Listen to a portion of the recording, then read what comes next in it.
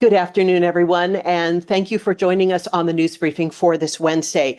We have been talking a lot about Car Week the last week, and so we're going to talk about Car Week again today. We're going to talk about tools for getting around Car Week and getting through traffic. We're also going to talk about some safety messages as well.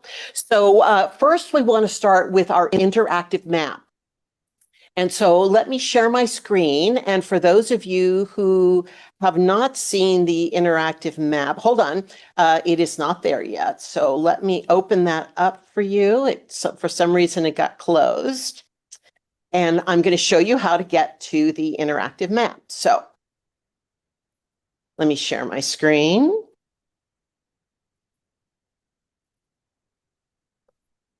All right, so we have this really terrific interactive map. You can find it at mccarweek.com. But in this case, I am going to our county website, and it is right on the homepage of our county website. And you wait a second and watch the little bars, and voila, you have this fantastic interactive map. So this tells you all about the events that are scheduled for the week of Car Week. So I'm going to go to today, which is August 14th, and the map is going to show us on the left all the permitted events that are going on today for Car Week. And then on the right is this interactive map that shows you where they are and what traffic might be there that might prevent you from getting there on time or slow you down so you can help plan your trip. There are little icons that tell you more about what's happening. You can see there's a traffic advisory there. So this is a great and useful tool if you are planning a day for Car Week and you want to go over to Pacific Grove or you want to see some of the other shows. You can go to the map, check the day, check the times, check what traffic might be impacted, and help plan your trip. And another great and useful tool for Car Week is our County uConnect app. And for that, we have Nick Pasculli, our communications director, to talk about how that is really helpful. Hi, Nick.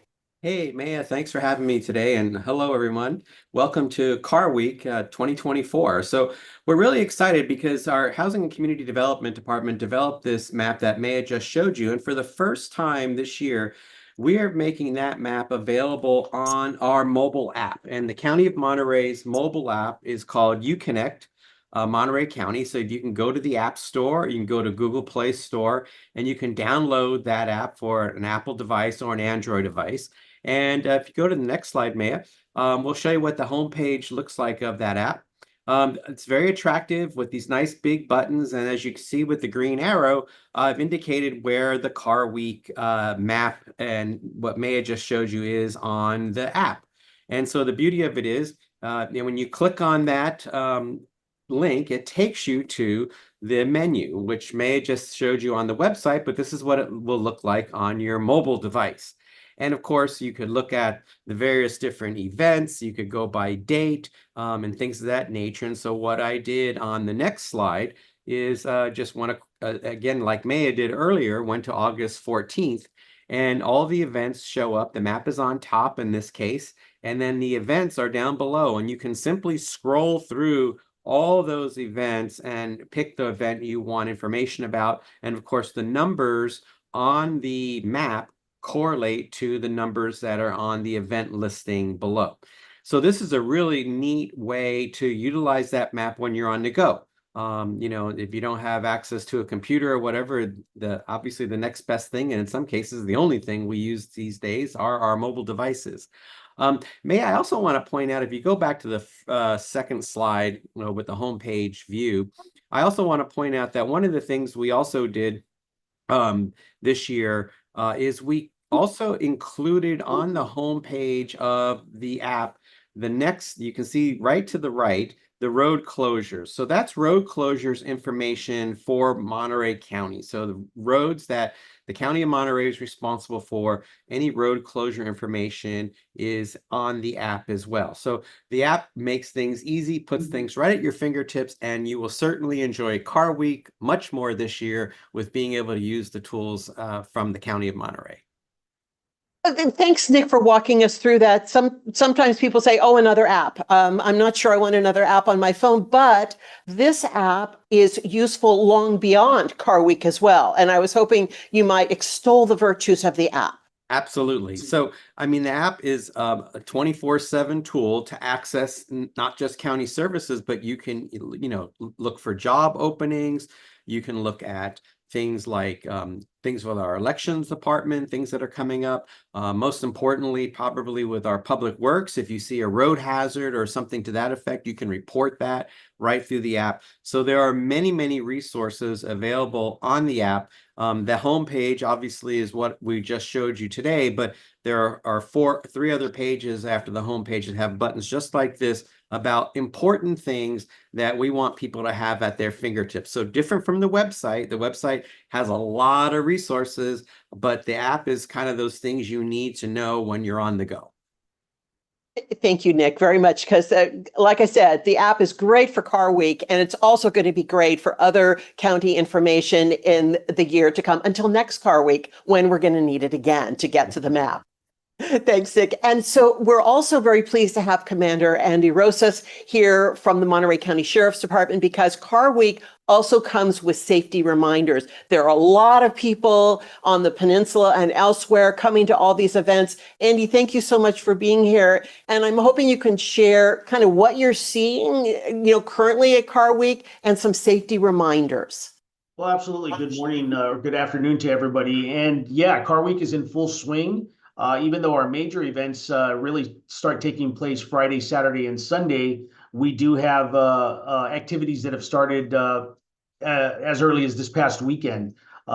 We have seen some increases in some of the calls that we are receiving, both here at the Sheriff's Department and some of our local law enforcement agencies. And a lot of those do involve, unfortunately, vehicles that are not driving in a safe manner. So, we do encourage the community to remember that the roads are shared. We have people of different driving capabilities that have to use these same roadways. Some people are not involved in Car Week in any way, shape, or form. They're just going to and from school, to and from work, to and from medical appointments. They're going about their normal daily business. And all of a sudden, we've got this influx of people coming from all over the world that have different types of driving styles. And it's important to remember that, again, we're sharing the roads. If you do see somebody that's driving recklessly, we ask that you make a call if you feel that it's necessary based on this individual's driving, the way that they're driving, to please make a call using the non-emergency number and provide as much information as you can. Provide a vehicle description or a license plate. But don't go chasing after anybody. Unfortunately, we've had some of those incidents happen as well, where people, feel that they have to go after somebody that's committing some type of traffic violation. We don't encourage that at all. We don't want anybody to get hurt dealing with this. Leave that up to your local law enforcement officers to try to locate these individuals with as much information that you can provide to us. I want to thank you, Maia, and Nick, for providing the information on the interactive map, as well as the uConnect app. These are very important pieces or very important tools that you can use to get the latest information on what is going on with Car Week. And because the County of Monterey is working as a team together with our other local law enforcement agencies, our public affairs individuals, and regional and federal law enforcement partners that are helping us this week, we communicate all of the necessary information to those that need to know. And with these apps and the interactive map, we're able to communicate the most up-to-date information to the public when it comes to any road closures, road issues, emergency issues that may arise that are somehow connected. And even if they're not connected to Car Week, this is where you're going to find that information. So please utilize those tools. Along with Car Week, we know that some of the other issues that are going to come up are parking issues. You may find yourself living in one of those areas where you're close enough to a Car Week event that people are going to start parking illegally, double parking, parking in areas where they're not supposed to be. We are going to do our best to address those issues as they come along. I'm pretty sure it's pretty obvious that at times this can become overwhelming. However, working with our partners, depending on the location, it could be your local police that has to address this particular problem. It could be the sheriff's department or even the highway patrol that has to address this problem. So if you are experiencing some type of parking issue, please contact the non-emergency number as well and notify us. We do know that here at the sheriff's department, we have a way to submit information online. However, in this particular instance, we remind people it's probably going to be better for you to call the non-emergency number. Sometimes we don't get those messages online immediately. There could be a delay, and if you're waiting for somebody to respond to your call, there may be an even bigger delay. So please call the non-emergency number and report whatever incident you have going on. And then, of course, back to the traffic and the reckless driving that could be out there.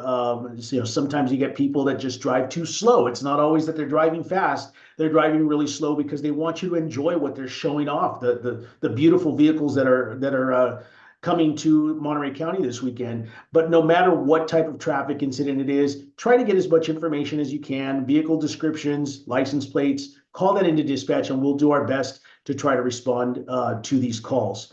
Finally, as I mentioned just a bit ago, we are working with our law enforcement partners. There is a lot of law enforcement in Monterey County this weekend, specifically on the peninsula, but not just on the peninsula. Throughout Monterey County, we have air assets. So I'm talking about helicopters, aircraft, we have drones, we have law enforcement partners that are coming in from a regional and federal level as well to assist us in making all of our Car Week events as safe as possible for everybody. So if you see something that is just not looking right, if you see something unusual, we also ask you to call your law enforcement agencies.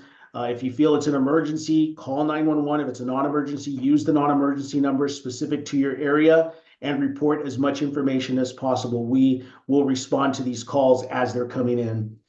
With that, again, I encourage everybody to continue using the interactive maps and the uConnect app. And we hope that this is one of the best Car Week events that we've ever had in Monterey County. Oh, well, we hope so too. Andy, I'm wondering if you can tell us from where you are kind of down at command center, working with all these partners, are things going well at this point? Because there are a lot of people coming in to Car Week. So what I can say is, right now we are communicating. We communicate on a regular basis to let each other know what kind of problems are out there. I think we're still in the early stages, even though we've already had some Car Week events that have kicked off. We still have people that are descending upon Monterey County, and I think tomorrow, Thursday, we'll see an even bigger increase in the number of people coming from out of town. And of course, Friday, Saturday, you're going to see an even bigger increase in people. We've had some minor calls, mainly focused around people concerned about other people's driving. As an example, we know this morning, one of our deputies who was on their way to work one of the Car Week events was able to observe a vehicle that was passing everybody on the shoulder. And this was one of our exotic cars that was visiting from out of the area. And of course, the deputy took the appropriate action and was able to pull over this individual and issue citation. So we want that message to get out as well, not just to our local communities. It could be frustrating at times to deal with the traffic issues and other issues that may arise, but there are still rules of the road that we have to follow. So we're going to have to just adjust to that, add a little bit more time to your commute times, and make sure that you leave yourself enough time to get to your destination in a timely manner, and not get frustrated and do some of the things that we've already been witnessing as what I just described to you this morning. So, please take your time, get there safely, and try to enjoy as much of this as you can. Well, even if your car's exotic, you got to follow the rules, right? That's right. Are there any questions for Andy or any questions about the map or the uConnect app? If not, Andy will let you go and get back to work, keeping us all safe, and fingers crossed for, as you describe, a fantastic car week. Thank you. Our next topic is going to be going into the housing arena. This week, the community has a chance to review an updated version of the county's sixth cycle housing element. Now, this document is going to be headed to the state for review. It's also going to come before the Board of Supervisors. We're very pleased to have Jaime Guthrie, who is a planner with the County of Monterey's Housing and Community Development Department, to talk about what this means by having it available for review and the next step for the documents. Hi, Jaime. Really, thank you for joining us today. Hi, Maia. Thank you for having me. I'm glad to be here talking about the housing element. So one thing is, I'll just start from when we had a board meeting on June 11th, and the draft, the public review draft, was out between May 6th and June 11th. And then we had other meetings with the Planning Commission and our Housing Advisory Committee and our Health, Housing, and Human Services Committee. And we took not only the public feedback, but also feedback from the committees, the board, the Planning Commission, and tried to redo the draft, not completely, I guess more appropriately revise the draft to integrate some of these, some of the feedback that we got. If I can, I'd love to share the website, and this is where you can see the actual draft, and then yes, please go ahead. Map. Okay, great. Fantastic. I have to find my share button. Okay, here we go. And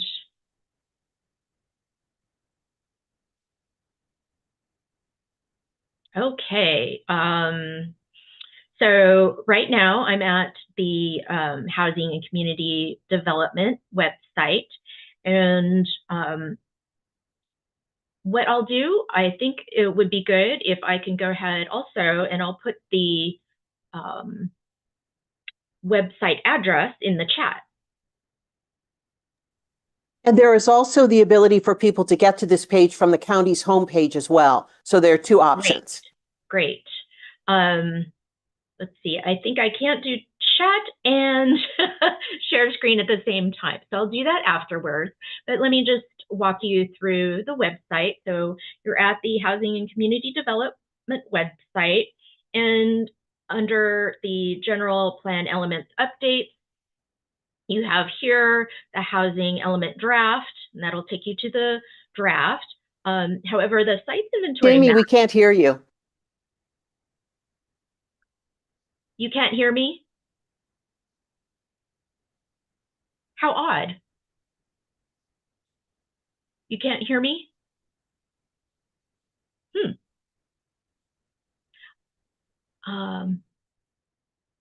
That is really odd. I'm unmuted.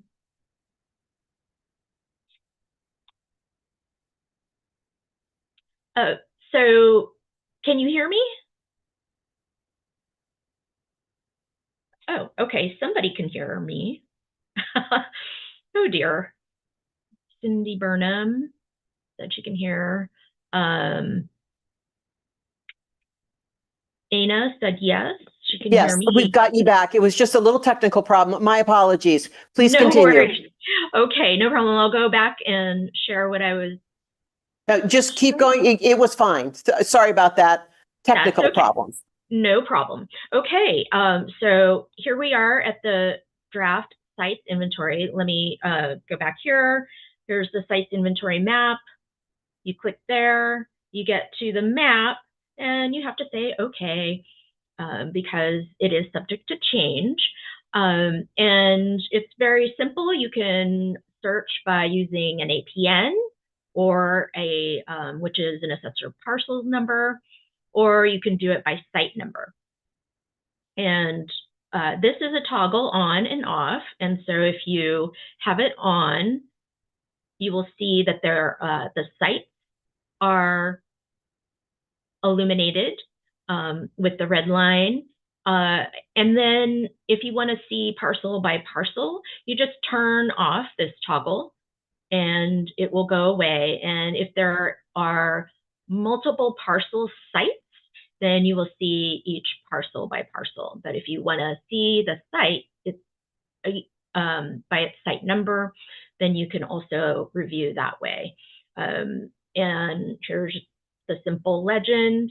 And one thing that changed, of course, was some of the sites were taken out. And so there were maybe 14 parcels that were taken out. And then there were parcels added. And one thing we did was reduced the number of total sites and parcels. And we had maybe 10,000 in the previous draft of the housing element. And we're down to more like 6,300 now, which is something that a lot of the community was really wanting. And we heard that and went ahead and did what was necessary for that.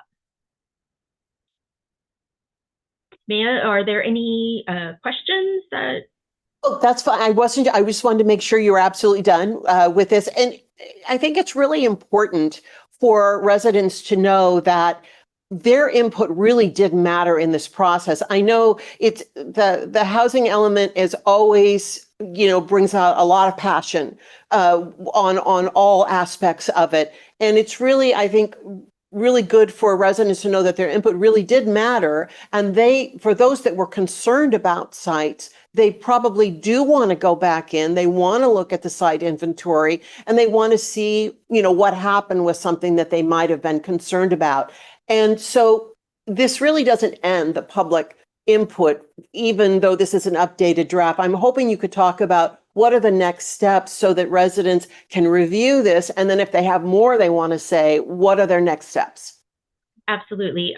So the next steps are that we're going to submit to the California Housing and Community Development, and they will take 90 days. That's a statutory mandate.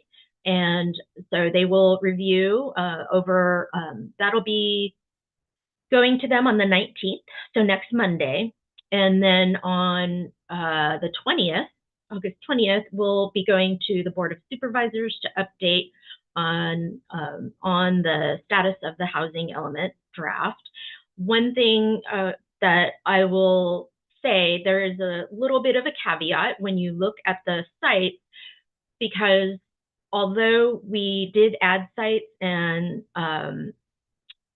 this was by board direction, we added some sites, and a lot of those are actually still under review because we really have to go through and comb through all of the characteristics of the site, as well as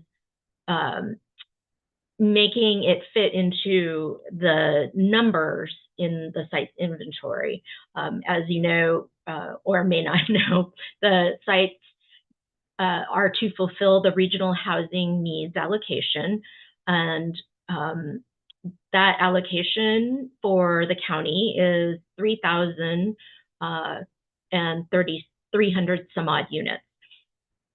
And that's across the very low income category, the moderate income category, the low income category, and above moderate income category.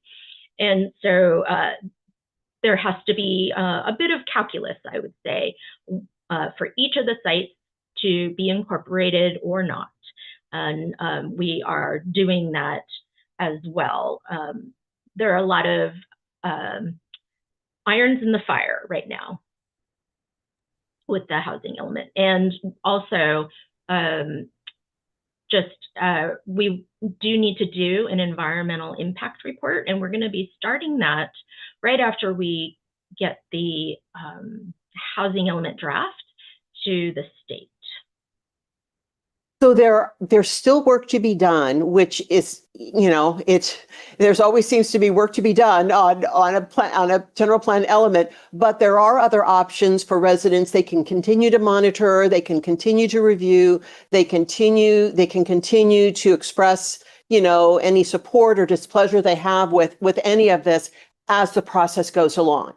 Absolutely. And also there will be another formal public review period after, so when we get the comments back from the state, and the county needs to respond to those revisions that are recommended in one way or another.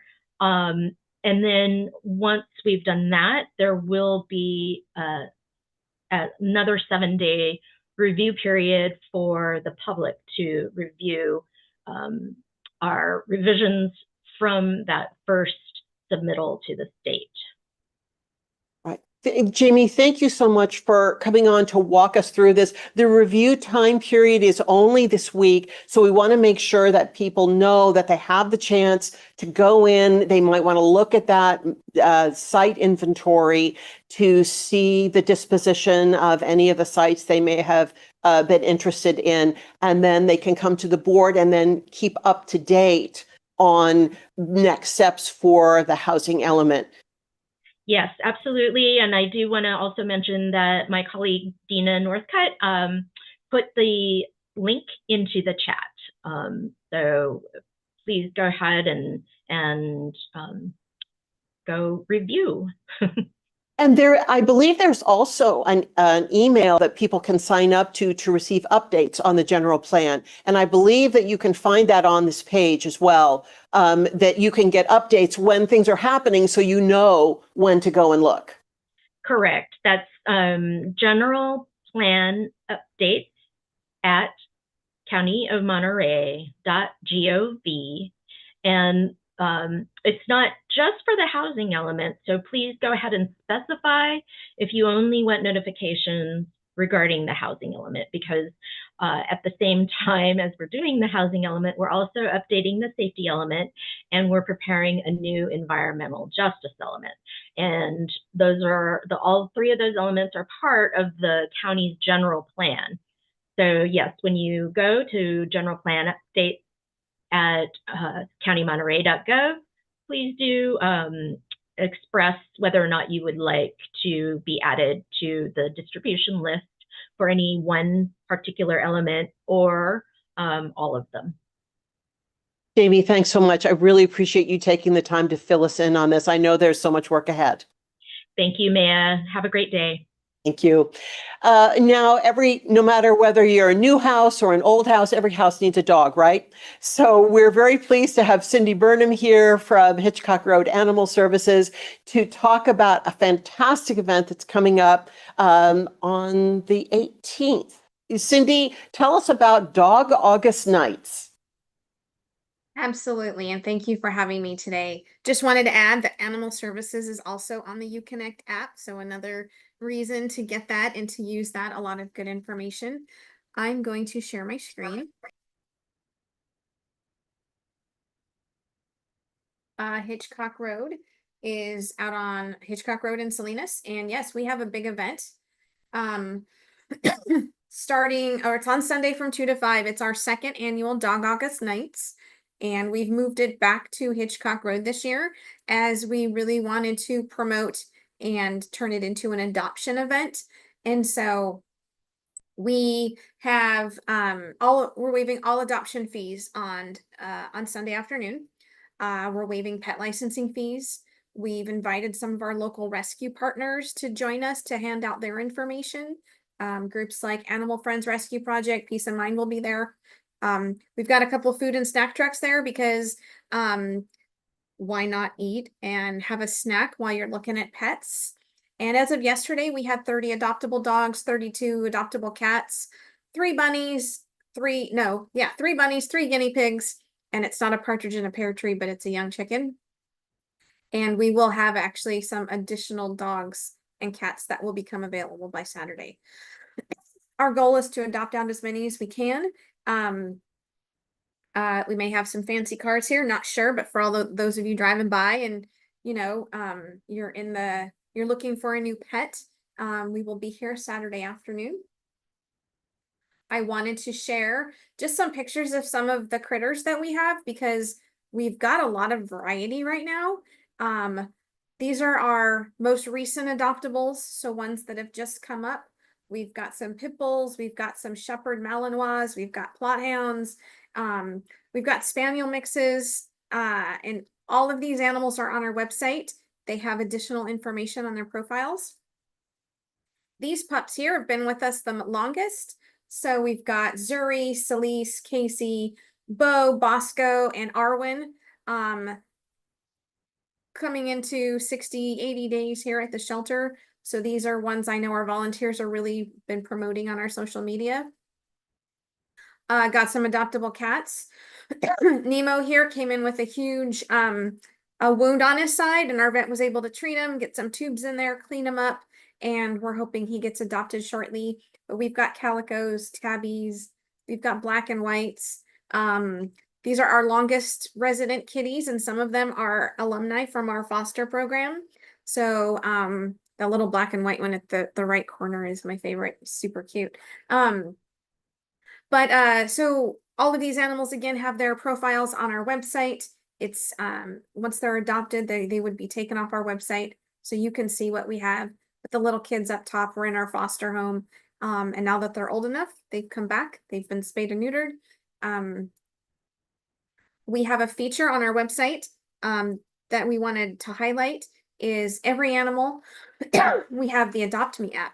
So what volunteers and our staff do is that in addition to the one single picture that you see on our website, we have this app that basically creates a diary for the time the animal's here. For example, Chaplin here had some additional pictures posted on his Adopt Me app. So, and there's videos on here too. So you get to see more than just that one picture that we can post online. And it's been really great to help for helping folks get to kind of know what the animal is like. My favorite right now is Arwen. Arwen's our longest, the dog that's been here the longest so far. We had a volunteer take him out to a hike in Fort Ord this week, and she posted pictures in the Adopt Me app of his trip there, and then also posted some new fancier photos that he took, that Arwen got. So she got, sorry. So there's more information on our website on each of the animals that you're interested in, and so we hope that helps folks see something they like and come out on Sunday. And then also I wanted to flag, I'll be here next week to talk more about this, but we've started putting it on our social media. We've got a new pet licensing program coming to Monterey County. We're partnering with DocuPet to introduce a hassle-free pet licensing process. Convenient registration online by phone, mail, or in person. Pet licenses will include DocuPet's free home safe 24/7 lost pet service. So there will be access to somebody 24/7 if your pet's found wearing its DocuPet tag. And there's also the option for nominal fees to upgrade to really cool kind of designer tags. So it's no longer the old antiquated stainless steel tag that for some of us that have tiny dogs, it's hard for them. So we're trying to do something a little different, but I'll have more information about that next week. Excuse me. And with that, here is our contact information and our hours, and I'm available to take any questions about our events. Cindy, thanks so much for coming and talking about many things, but I think it's really fun if you could talk a little bit more about why you're putting together an event, because the shelter is always open. People can come to the shelter, they can meet an animal, but there's something about having a community event where the animals are out and they're mixing and mingling with people that just make it more kind of a friendly environment to get to know a pet that could be part of your family. Yeah, absolutely. Well, we enjoy having these events. First of all, we enjoy having the community come out and kind of making it like a party. It also helps folks get to know us. And so, yeah, we do adoptions every day. We're open, till 7 o'clock tonight for adoptions too. And we do have adoptions 5 days a week, but having these events just kind of allows us to celebrate the adoption process even more. We've tried different times. We've had them on Saturdays, Sunday mornings. This Dog August nights, obviously it needs to be a night in August. And so, we're just trying to make it fun and appealing and get it out there that we have all these phenomenal pets that need to be adopted. And, our community's been really great in responding and attending to these. So we hope to see them Sunday. And just one last thing about inviting the rescue partners. I think a lot of people will look at a shelter one way and rescue groups in another way in terms of, should your animal go to a shelter? Should it go to a rescue group? But what they don't realize is that the shelter and these groups work very closely together. And having everybody in one place, I think, can make people feel good about, say they find an animal, they're not sure what to do. They might be more comfortable taking it to a shelter, knowing that a rescue group might assist later on down the line if that is needed. Yeah, absolutely. We save animals. We save more animals because of our rescue partner program. We have, we have partners all over the state, into Oregon, Nevada, Washington, and for whatever breed may come. And so, but we have some really, really great local partners that we probably talk with every day and that we're always communicating with. And so we wanted to invite them because their success is our success. If we're successful, then, there's less impact on them. But when they're successful and they have donations and fosters who can help us with the animals, then it allows us to be successful in saving animals. And so it's not an us or them, it's a we and together. And so we wanted to invite them out to share their resources. They're all looking for foster homes right now. And so if maybe somebody doesn't adopt from us, but we can, maybe they can become a foster home for one of our partners, and that helps us down the line. We're 100% supportive of that because it takes a village to do what we do. And we have a pretty great one. Thank you, Cindy, and really best of luck on Dog August nights this weekend. And, for those who aren't going to be watching the cars, they can come and have a food truck snack and play with the cats and dogs. Can watch the cars drive by as they leave town. Exactly. Thank you, Cindy. And thanks everyone for joining us on the news briefing this week. Our next briefing is next week.